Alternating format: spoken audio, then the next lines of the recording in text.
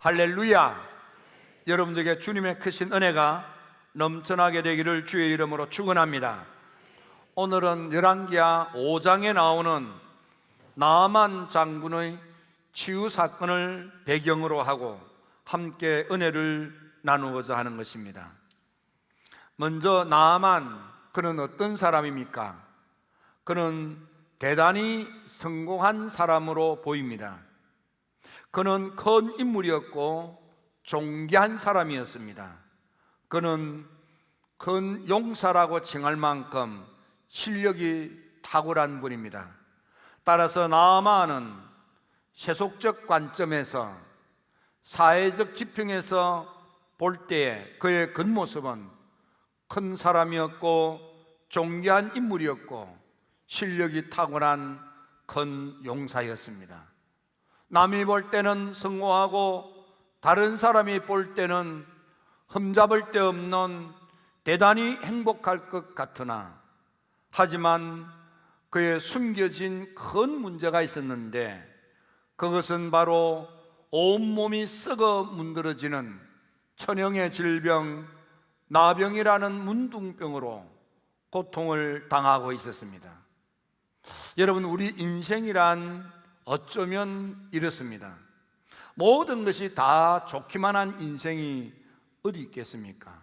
아니, 살아있는 인생은 다 문제투성이 가운데에서 꿈틀대는 인생이 아니겠습니까? 인생 타락 후에 가시와 엉겅퀴로 저주받은 삶의 터전이 오늘을 살아가는 우리 인생들의 삶의 자리인 것입니다. 이 시대를 살아가는 모든 사람들은 경제적인 문제, 물질의 문제, 사업의 문제, 직장의 문제에 시달립니다. 코로나를 비롯해서 이런저런 질병으로 인하여 고통을 당하며 건강 문제로 인해서 힘들어하기도 합니다. 때로는 네 생각과 내 생각이 다르고 너의 취향과 나의 취향이 달라서 본의 아니게 가까운 사람끼리 서로 가시가 되어서 인간 갈등으로 마음 아파하기도 합니다. 우리는 헤아릴 수 없는 많은 문제 가운데 시달리면서 하루하루를 살아가는 것입니다.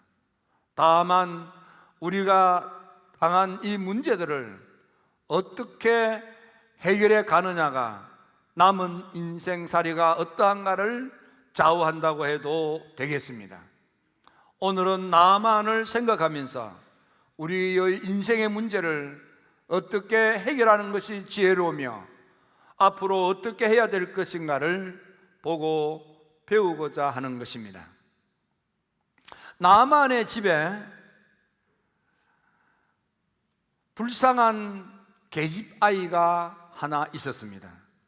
그는 아람 사람들이 때를 지어서 국경을 넘어 예루살렘으로, 이스라엘로 쳐들어가서, 그래서 나이 어린 계집아이를 납치해 와서, 그리고는 그 아이를 나아만 장군의 아내를 수송드는 몸종으로 살게 했습니다. 이름이 밝혀지지 않는 납치당한 이 아이, 작은 아이, 계집아이, 아무도 그를 상대하지 않았습니다.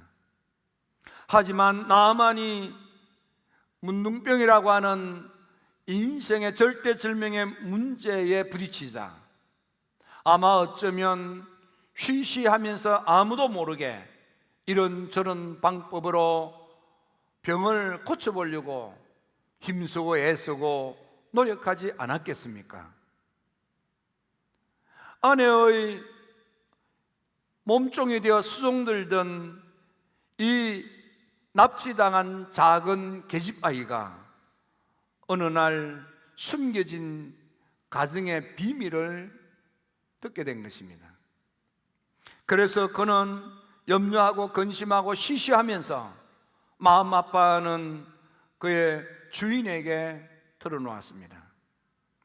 우리 남자 주인이 저 하나님의 나라 이스라엘 땅에 하나님을 만나 하나님의 사람으로 선지자가 되어 일하는 엘리사를 만나면 이 문제를, 이 지병을 고침받고 건강하고 행복한 삶을 살 수 있을 텐데요 하고 털어놓았습니다. 그날따라 왜 일인지 모르게 나아만의 아내가 납치당하여 아무도 상대하지 않는 몸종 작은 계집아이의 이야기를 그날따라 귀 기울여 들었습니다. 그리고는 자기 남편 나아만에게 오늘 납치하여 몸종으로 수송되는 작은 계집아이가 이런 말을 합디다 하고 들려주었더니 그날따라 나아만도 가진 방법으로 병을 고쳐보려 했으나 고침받지 못하고 전전긍긍하던 나아만에게 아내로부터 들려주는 이야기에 귀가 열렸습니다. 그리고 그 이야기를 아람의 왕에게 찾아가서 아뢰었더니 왕도 그날따라, 특히 왕이 크게 여기고 왕이 존귀히 여기고 왕이 그 손을 의지하는 사람이 나아만으로 그렇게 성경에 소개하고 있습니다. 그래서인지 임금도 나아만의 숨겨진 병을 알고 있었어요. 그래서 가진 방법으로 고쳐보려고 왕이 가지고 있는 모든 권력을 동원하지 않았겠습니까? 하지만 고치지 못하고 해결하지 못하는 이 난제 가운데 전전긍긍하고 있는데 나아만을 통한 이 이야기에 아마 귀가 솔깃한 것 같습니다. 그래서 아람 임금이 옳거니 내가 편지를 써주겠습니다 하고 친서를 주면서, 그래서 국경을 넘어 이스라엘 땅 하나님의 사람 엘리사를 찾아가게 한 것입니다. 여러분, 여기 삶의 비결이 있습니다. 문제 해결의 열쇠가 있습니다. 나아만의 아내, 아람의 왕, 그들은 건강의 문제, 질병의 문제, 난제를 안고 이걸 해결해 보려고 가진 방법으로 힘쓰고 애쓰고 노력하지 않았겠습니까? 하지만 아무리 힘쓰고 애를 써도 해결할 수 없는 난제입니다. 그때까지는 눈여겨보지 않고, 그때까지는 마음에 두지도 않고, 그때까지는 들으려고 하지 않았던 납치당한 몸종 작은 계집아이의 이야기를 무시하고 살았지만 문제가 심각하고 어려워지고 가진 방법을 냈으나 해결되지 않는 마지막 막다른 길에 그날따라 귀가 열리고 마음이 동한 것입니다. 그들 주변에 많은 세상에 가진 이야기들이 들리지 않았겠습니까? 이 약을 쓰십시오, 이 병원에 가보세요, 이 의사를 만나보세요. 가진 좋다는 이야기가 귀에 다 들어왔던 거예요. 하지만 그 모든 세상 이야기를 털어도 문제가 해결되지 않습니다. 일은도 심각해졌습니다. 마지막 비로소 납치당했지만은, 몸종이지만은, 작지만은, 계집아이지만은 그가 들려주는 하나님 이야기를 귀 기울여 들은 것입니다. 여기 납치당했다, 몸종이다, 계집아이다, 작은 아이다, 이게 문제가 아니에요. 하나님 이야기를 들려준 것입니다. 그는 고향 이스라엘에서 하나님의 사람 엘리사에 대한 사건들을 어쩌면 눈으로 보았는지 귀로 들었는지 하나님이 어떻게 하시는지를 알았던 것입니다. 그걸 털어놓은 것입니다. 그걸 알려준 것입니다. 그걸 귀띔한 것입니다. 이게 복음 전파인 것입니다. 하나님 이야기를 들려주는 것입니다. 그리고 그들이 드디어 세상 이야기를 듣던 그들이 귀를 막고 이제 하나님 이야기에 귀를 기울이고 그 말씀을 받아들였더니 마음이 동하고, 그래서 인생의 문제, 해결할 수 없는 문제, 세상에서는 방법이 없는 절망적인 문제를 해결받았던 것입니다. 힐답의 성도 여러분, 지금까지 여러분들이 문제를 해결해보고 여러분들이 어떻게 잘 좀 되어보려고 이 모양 저 모양 이 사람 저 사람의 이야기를 들으면서 정보 자료를 활용하면서 바둥거리며 애썼지요. 아직도 그 문제가 해결되지 못해서 얼마나 힘들고 어렵습니까? 하나님께 귀를 기울이십시오. 하나님께 귀를 기울이십시오. 그 말씀을 받아들이십시오. 그 말씀에 아멘하고 순종하게 되기를 주의 이름으로 축원합니다. 드디어 나아만은 임금이 써주는 편지를 들고, 그리고 은 10달란트, 금덩어리 6,000개, 고급 브랜드 의복 10벌 바리바리 싸들고 국경을 넘어 찾아갔습니다.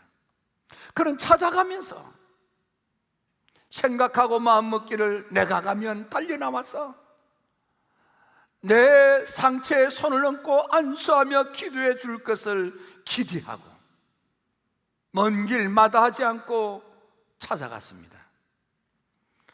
불언천리 찾아갔지만 엘리사의 문 앞에 갔을 때 엘리사가 나와보지도 아니하고, 돌아가세요, 돌아가면서 가는 길에 요단강에서 7번 목욕이나 하고 가세요.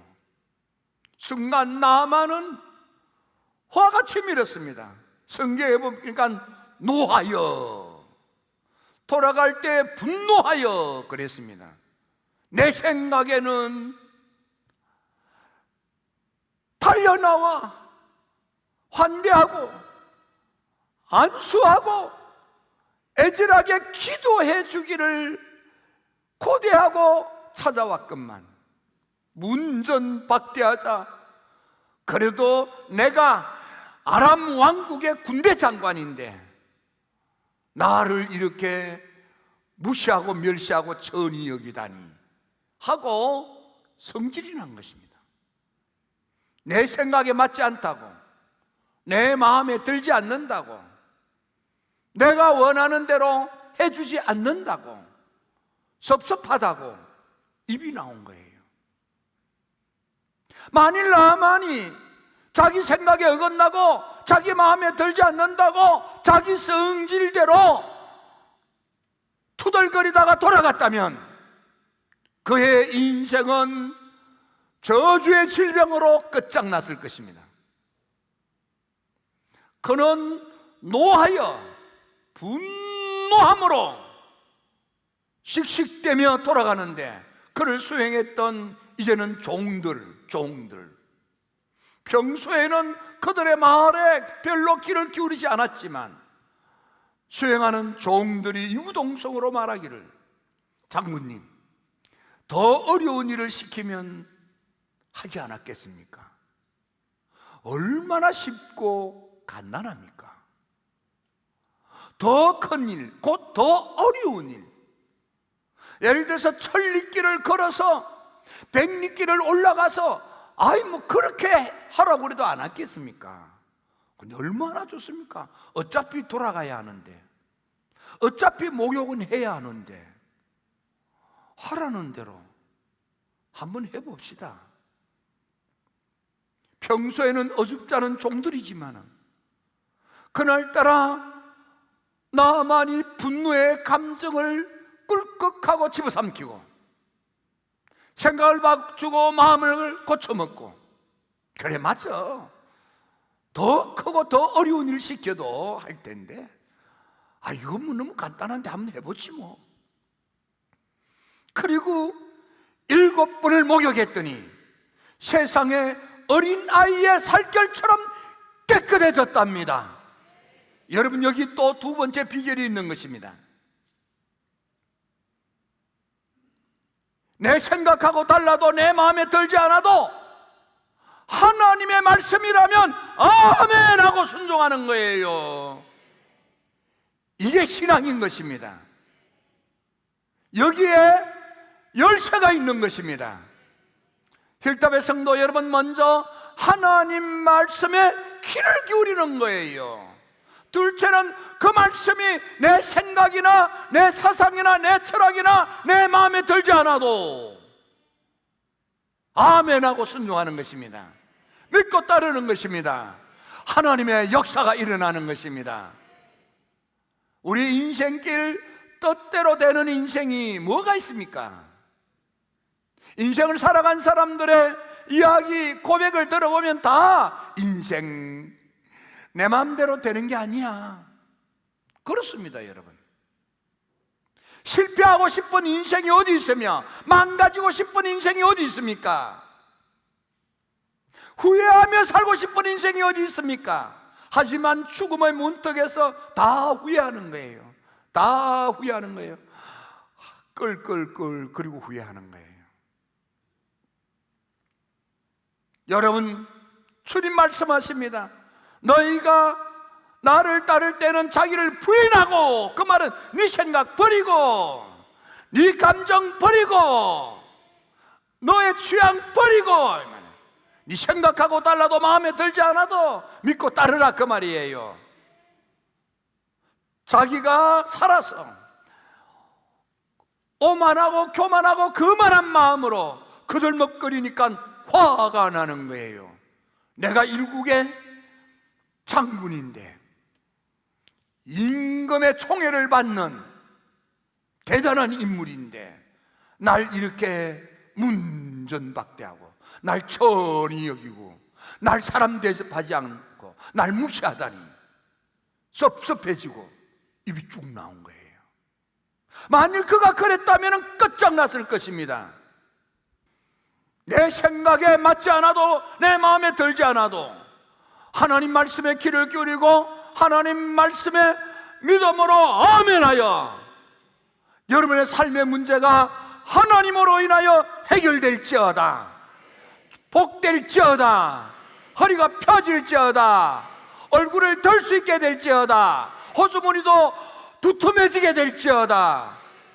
나만이 믿고 순종했더니 욱하고 솟구쳐 오르는 분노의 감정을 꺾고 옆에서 하찮은 종들이 얼마나 쉬운데 해보세요 해보세요 하는 말에 마음을 고쳐먹고 생각을 바꾸고 그래 해보자 하고 따라했더니, 순종했더니 어린아이처럼 깨끗함으로 천형의 질병, 나병, 문둥병의 고침을 받고 건강한 남은 인생을 살 수 있게 됐습니다.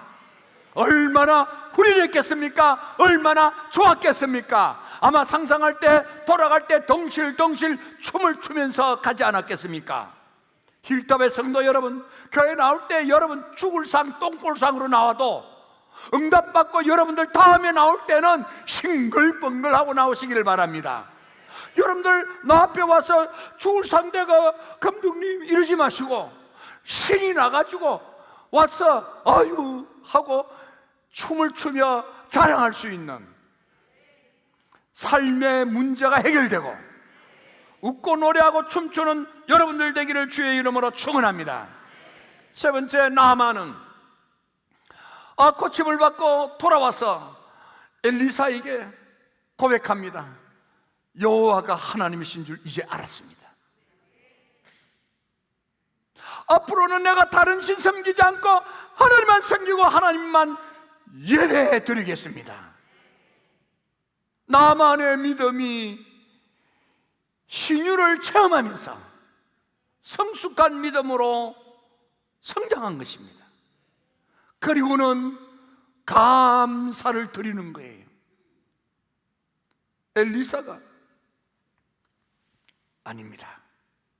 나는 하나님이 날 들어 쓰시는 것으로 행복합니다. 내가 받을 수 없습니다.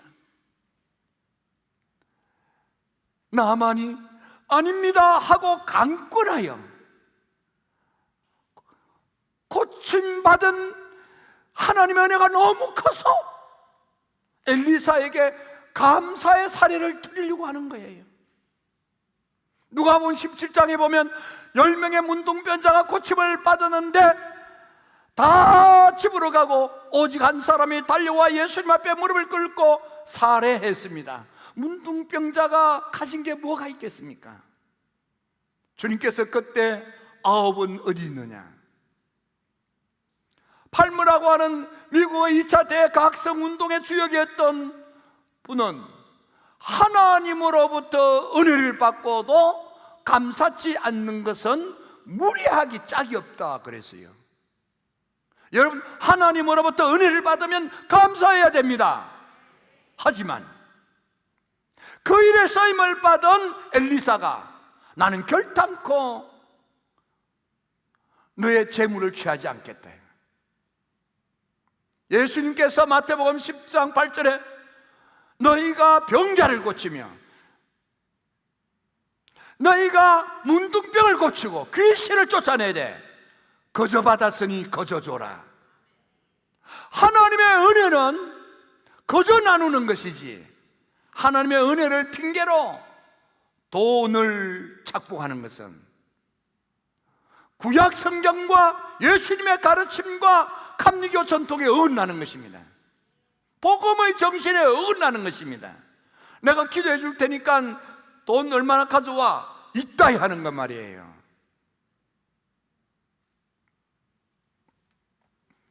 초대교회에 이레니우스라고 하는 분이 이란 반박이라는 글을 썼습니다. 그 글에도 보면 우리 가운데 제대로 걷지 못하는 자, 병든 자, 심지어는 죽었던 자가 살아나기도 하지만 그것 때문에 돈을 거두는 법이 없었다. 거저 받았으니 거저 주라 이 말이에요. 웨슬리 목사님도 거의 전월에 일기를 쓰면서 텀텀이 거저 받았으니 거저 주어야 한다. 미국의 대각성 때에도 거저 받았으니 거저 주어라. 부모님으로부터 상속받은 것, 주어진 것들, 그것으로 쓰면서 다 헌신하는 거예요. 힐탑의 성도 여러분, 위대한 바울이 믿음의 아들 디모데한테 편지를 쓸 때도 3장 8절에 교회에 일꾼을 세울 때 더러운 일을 탐하지 않는 사람을 세워야 한다. 믿음의 아들 두 번째 아들 디도한테 편지를 쓸 때에도 교회의 기둥을 세울 때에는 더러운 일을 탐하지 않은 사람을 세워야 한다 했습니다. 오늘 이 세대를 살아가는 우리 힐탑의 성도 여러분, 저는 여러분들이 정말 하나님의 은혜로 삶의 문제를 다 해결받고 많은 사람들에게 베풀면서 사는 일꾼이 되었으면 좋겠습니다. 하지만 이때에 그 모습을 지켜본 게하시가 결국은 엘리사가 받지 않고 가져왔던 예물을 도로 싣고 돌아가는 그 모습을 보고 게하시가 씩씩대면서 말하기를 내가 쫓아가서 뭐든지 받아 챙겨야겠다.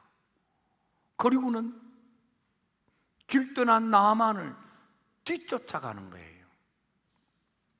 그리고는 우리 선생님이 저 산골짝 투메 산골에서 공부하러 유학 온 에브라임 산지에서 공부하러 온 생도가 둘이 있는데 춥고 배고파 돈이 없어 쩔쩔매.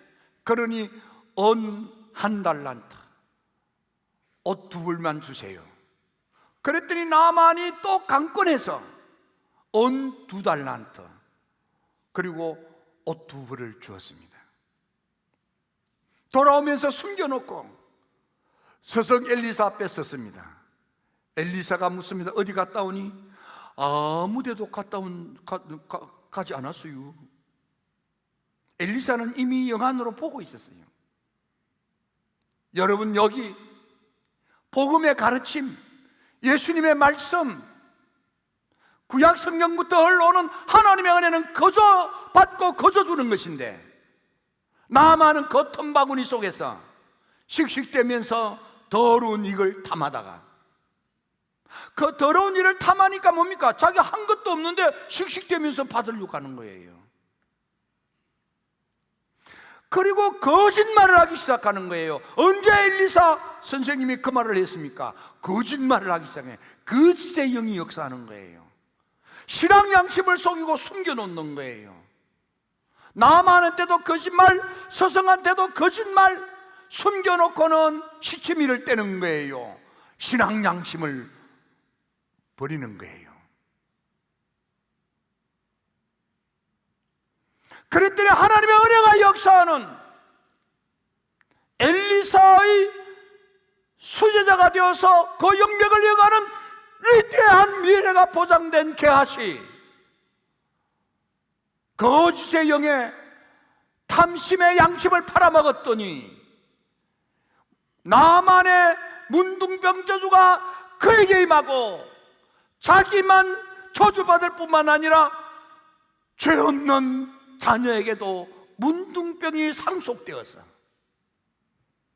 저주의 집안이 되고 말았습니다. 선택은 여러분이 하는 것입니다.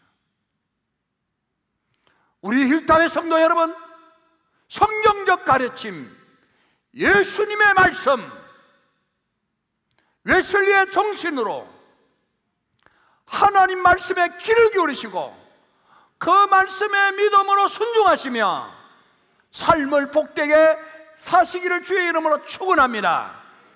하나님의 축복으로 많은 어려운 사람들에게 거저 베푸는, 거저 나누는, 거저 도와주는 사랑의 큰 일꾼으로 우뚝 서는 자랑스러운 멋진 힐탑의 성도들이 다 되기를 축원합니다.